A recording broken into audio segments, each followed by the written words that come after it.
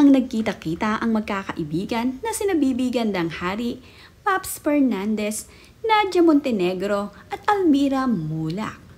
Nandito rin ang iba pa nilang kaibigan. Ito ngang si Robin Padilla ay siyang nag-host ng kanilang kita-kits ng kanyang mga kaibigan.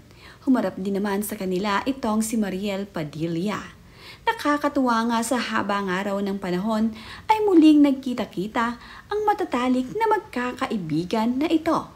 Nandito rin itong si Mama Eva at humarap din sa magkakaibigan.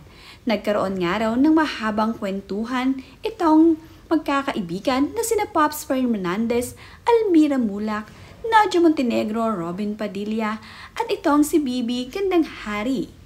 Mayroon din silang kasama na iba pa nilang mga kaibigan na hindi naman nga mga celebrities.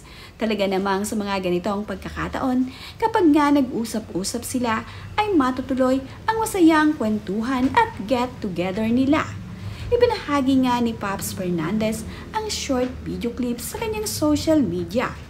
Caption naman nga ni Pops Fernandez sa kanyang ibinahaging mga larawan ay,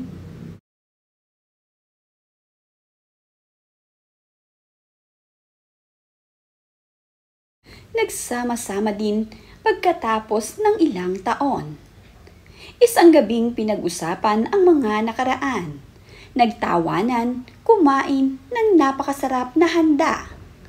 Feels so good to talk about all days and nights we were together. The cast is not complete, 'cause this was a chat last-minute thought. But it is so nice to spend time with you all, just love. Maraming salamat, Senator Robin Padilla at Mariel Padilla, for welcoming us to your beautiful home and preparing so much food. At Bibi Gandang Hari, iba na ngayon ang kwentuhan natin. Wala nang emote. Happy ako na happy ka. Thank you, Betchay Bidanes at Arlene Mulak.